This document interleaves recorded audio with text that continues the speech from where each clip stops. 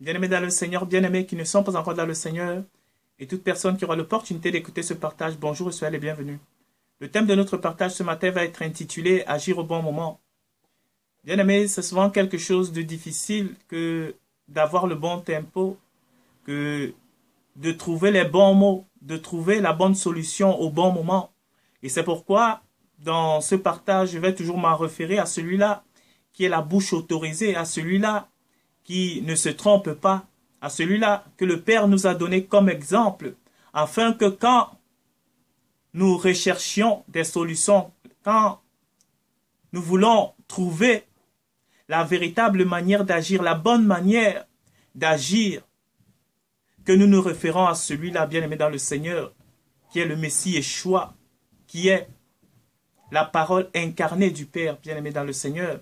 Donc, dans ce partage, je nous ai trouvé deux situations dans lesquelles le Messie s'est trouvé et dans lesquelles il a agi de manière exceptionnelle, dans lesquelles il a agi de manière spéciale, vu le contexte des deux événements qui se trouvaient en face de lui, bien-aimé dans le Seigneur. Bien-aimé, dans ce monde, comme vous le savez, ce monde est régi par des forces, par des énergies. Et ces énergies-là influencent chacun d'entre nous.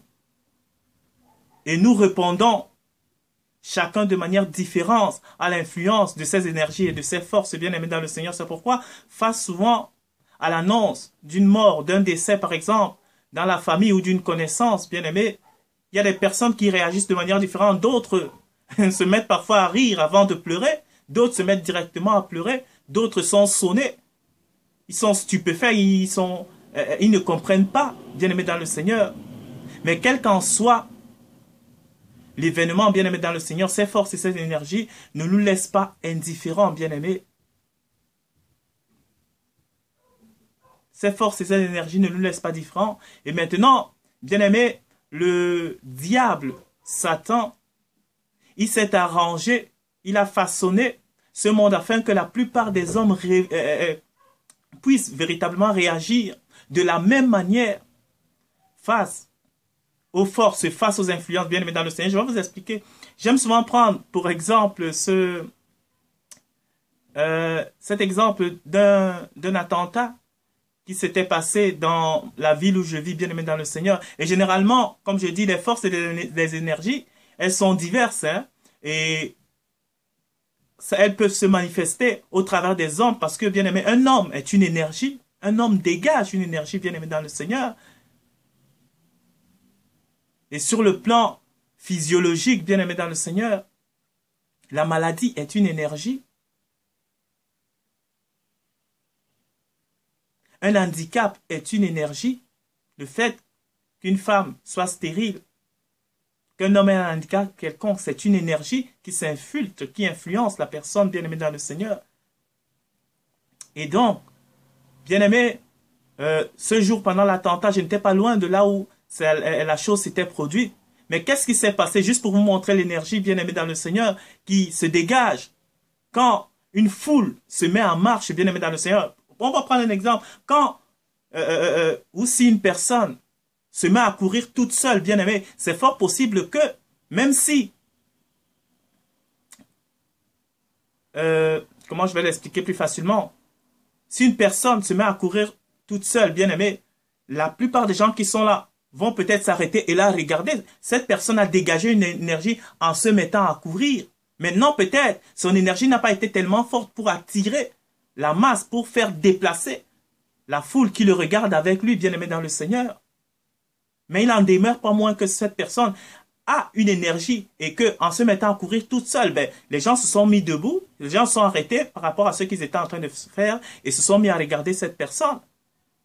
Maintenant, quand 10, 15, 20 personnes, bien aimées dans le Seigneur, se mettent à courir, 100, 200 personnes ensemble se mettent à courir, bien aimé, il y a ce qu'on appelle un effet de masse, bien aimé. Et c'est ce qui s'est passé ce jour-là, pendant l'attentat qui se produisait. Moi, j'ai vu, mais une foule de personnes se dirigeait vers moi, bien-aimé dans le Seigneur, même sans comprendre ce qu'il y a. Je n'ai même pas posé la question de qu'est-ce qui s'est passé. Je me suis mis à courir avec la foule.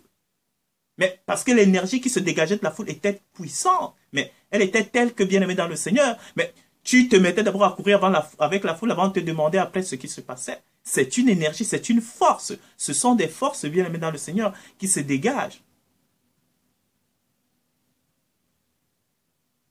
Quand les eaux se mettent en branle pour créer des tempêtes, où les vents se mettent à souffler pour créer des tempêtes, les eaux, des tsunamis, des tremblements de terre, ce sont des forces qui se dégagent, bien aimés dans le Seigneur. Et elles influencent l'homme d'une manière ou d'une autre. Elles nous influencent d'une manière ou d'une autre. D'autres sont paniqués, on se met à courir dans tous les sens.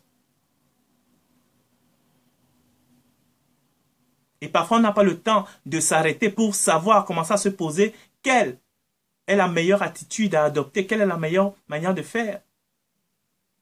Et parfois même, bien aimé dans le Seigneur, quand on nous enseigne dans les pays qui sont à haut risque, on enseigne les gens à agir face aux événements, bien aimé dans le Seigneur, mais même quand l'événement est souvent là, bien aimé, il y a la panique qui fait en sorte que tu n'as même pas le temps de réfléchir à tout ce qu'on t'a appris avant. Ou même ceux-là à qui on a appris la manière d'agir face aux événements et qui l'appliquent. Est-ce que véritablement, il y en a qui meurent dans ces événements-là, mais est-ce que ces événements, est-ce que c'était véritablement la bonne manière à adopter, la bonne manière d'agir face à l'événement, bien-aimé dans le Seigneur? C'est ce que nous allons voir ici avec le Messie Yeshua, bien-aimé, qui lui, face aux événements, bien-aimé dans le Seigneur, avait agi dans les deux passages que nous avons pris de manière totalement différente et qui peuvent même prêter à confusion pour certaines personnes quand on n'entre pas véritablement dans le sens de ce que le Messie veut nous enseigner, quand on ne pénètre pas véritablement la profondeur de l'enseignement que le Messie veut nous enseigner face à ce partage. Bien, mais on va d'abord lire dans Luc 13 au verset 32. Il est écrit là, il leur répondit, allez et dites à ce renard, voici, je chasse des démons et je fais des guérisons aujourd'hui et demain, le troisième jour, j'aurai fini. Bien aimé dans le Seigneur, ici, le Messie s'adressait à César, bien aimé dans le Seigneur. Les gens, je vais lire un peu plus haut. La Bible dit que César cherchait à tuer Christ. César cherchait, mais sa vie était en danger. On cherchait à le faire périr. Mais qu'est-ce qu'il répond ici? À ceux-là qui sont venus lui dire, mais maître, essaye de t'enfuir. Ceux-là qui avaient de la compassion pour lui, ils disaient, mais cache-toi, je ne sais pas faire quelque chose, enfuis-toi, parce que ta vie est en danger. On cherche à te faire mourir, César va te faire périr si tu restes là. Et qu'est-ce que Christ leur a dit, bien aimé dans le Seigneur? Je vais lire un peu plus haut. Je vais commencer à 30. Et voici, il y en a des derniers qui seront des premiers, les premiers seront des derniers. Ce même jour, quelques pharisiens vinrent lui dire, va-t'en, pars d'ici, car Hérode veut te tuer. On est venu lui dire, mais va-t'en, car Hérode, pardon, veut te tuer. Ce n'était pas César, c'était Hérode. Hérode veut te tuer. Il leur répondit, allez et dites à ce renard, voici, je chasse des démons et je fais des guérisons aujourd'hui et demain. Mais on lui dit pas, va-t'en, mais on va te tuer si tu restes. Il dit non, allez dire à ce renard, il a traité Hérode de renard. Allez dire à cet individu, allez dire à ce personnage désagréable que je resterai aujourd'hui et demain même. Et le troisième jour, et après quoi, quand j'aurai fini de faire ce que je ferai, je partirai bien aimé dans le Seigneur.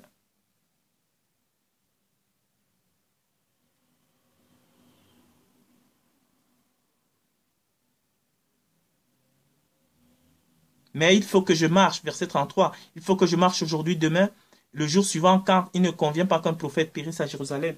Bien aimé dans le Seigneur, ici, de manière générale, par rapport à ce que je vais lire du verset qui va venir, bien aimé, vous allez voir que Christ a répondu à un autre roi d'une manière différente, bien aimé dans le Seigneur, qui pourrait même porter à croire que Christ avait peur de ce roi. Mais ici, il traite ce roi de renard et il lui dit qu'il restera dans sa ville pendant que ce roi cherche à le tuer. Et dans l'autre verset que je vais lire tantôt, mais il va se conformer, bien aimé dans le Seigneur, d'une certaine manière, hein, on va l'expliquer tantôt. Mais quand on lit, on peut croire que c'est contradictoire, bien aimé dans le Seigneur. Qu'est-ce qui pousse donc Christ, bien-aimé dans le Seigneur, à agir d'une situation à une autre de manière différente, bien-aimé dans le Seigneur? C'était ici, c'est le discernement que Christ avait des situations. Son moment n'était pas encore arrivé, bien-aimé dans le Seigneur. Ici, il fallait qu'il agisse. Il avait les pleins pouvoirs, les pleins accords du Père pour faire ce qu'il était venu faire ces 3 jours-là ici, bien-aimé. C'est pourquoi, sans égard pour le roi qui cherchait à le tuer, il lui a dit, je resterai. Fais ce que tu as envie de faire, moi je resterai ici, je sais pourquoi je suis là, j'ai une mission à accomplir et je ne partirai que quand je l'aurai terminé, bien-aimé dans le Seigneur. Et il y a plein d'exemples comme ça dans la parole, bien-aimé dans le Seigneur, où Christ, on cherchait à le faire périr en live, comme on dit, on cherchait à le faire mourir. Mais Christ, il restait, la Bible dit que les gens prenaient même des pierres, cherchant à le faire, à le lapider. Christ passait au milieu des gens avec leurs pierres en main. Mais comment vous expliquer cela, bien-aimé dans le Seigneur? C'était simplement que Christ avait le discernement des situations qui se passaient. Son moment n'était pas encore là. Il savait qu'il avait les pleins pouvoirs du Père pour rester, pour faire ce qu'il avait envie de faire. Et aussi, quand les situations étaient plus compliquées, mais le Père lui donnait aussi par discernement de trouver d'autres voies. Et c'est ce qu'il faisait, bien-aimé dans le Seigneur. Il agissait devant la situation par discernement. Ce n'était pas par émotion ou ce n'était pas par sa propre volonté, bien-aimé dans le Seigneur. Il agissait par discernement vis-à-vis de celui qui l'a envoyé, bien-aimé dans le Seigneur.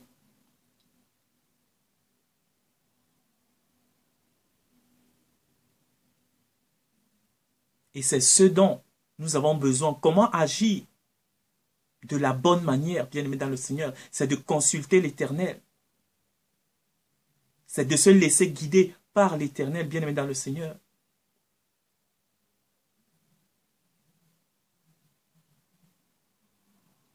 De laisser son esprit nous dicter son vouloir, sa volonté, afin que nous ne fassions pas ce qui vient de nous-mêmes, qui nous mènera justement à la chute, qui nous mènera sûrement à la mort, bien-aimé dans le Seigneur.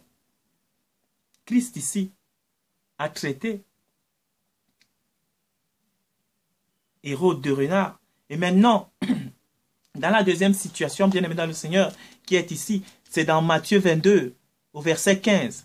La Bible dit, alors les pharisiens allèrent se consulter sur le moyen de prendre Jésus par ses propres paroles. Ils envoyèrent auprès de lui leurs disciples et les Hérodiens qui dirent, Maître, nous savons que tu es vrai. Bien-aimé dans le Seigneur, parfois, quand on cherche même à vous faire tomber, on vient avec des méthodes déguisées, avec une gentillesse mal placée, avec une gentillesse même hypocrite.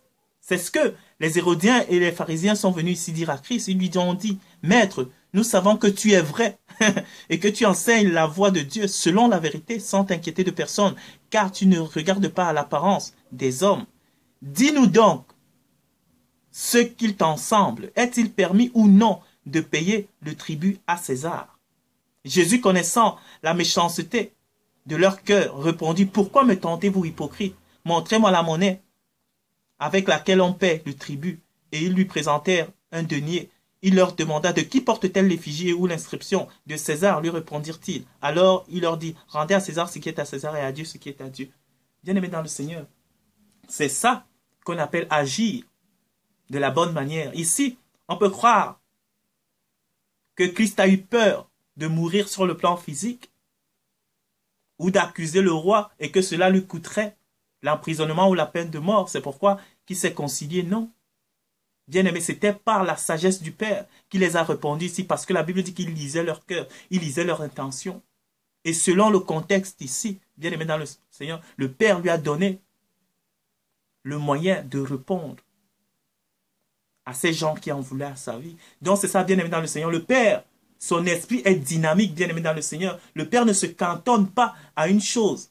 Non, bien-aimé, c'est pourquoi le Père peut nous enseigner au travers de 1001 choses, bien-aimé dans le Seigneur. Ce n'est pas seulement au travers de la lettre écrite que nous avons ici, bien-aimé. Le Père nous enseigne au quotidien, au travers de tout. C'est pourquoi quand on se cantonne sur une seule manière d'agir, bien-aimé dans le Seigneur, on va se casser les dents. Et à un moment donné, on va arriver en rupture de stock, bien aimé dans le Seigneur. Mais le Père a une panoplie intarissable de moyens d'agir face aux situations si on est connecté à lui. Et ce sont toujours des bons moyens d'agir face aux adversités, bien aimé dans le Seigneur. Il faut être connecté au Père. C'est ça, la bonne manière d'agir. C'est d'être connecté au Père, qui lui nous donnera des ressources et des solutions pour agir face aux événements. Donc c'est ça ici, bien aimé dans le Seigneur. Il traite un roi de renard et il s'oppose à lui. Et ici, ben, il consent. Allez lui payer. Ce qui est à lui, ben, c'est son effigie qui est sur la monnaie de 1 denier. Allez lui donner. Moi, je continue à faire ce qui... Parce que ici, il s'attendait à ce qu'il réponde différemment pour qu'on dise que c'est un agitateur. C'est un homme qui cherche à faire des coups d'État. C'est lui qui agite les foules, qui met, je ne sais pas, le gouvernement en péril. Allez, c'est des problèmes. C'est pourquoi, bien aimé dans le Seigneur, parfois, oui, c'est vrai que nous opposons. On doit, dans le fond, ici, bien aimé, comme je disais maintenant, dans le fond, c'est que les deux méthodes sont les mêmes. Il ne fait pas union, jamais. Le Christ ne fait union avec le méchant bien-aimé dans le Seigneur. Même si les méthodes semblent différentes, le fond c'est le même. Il reste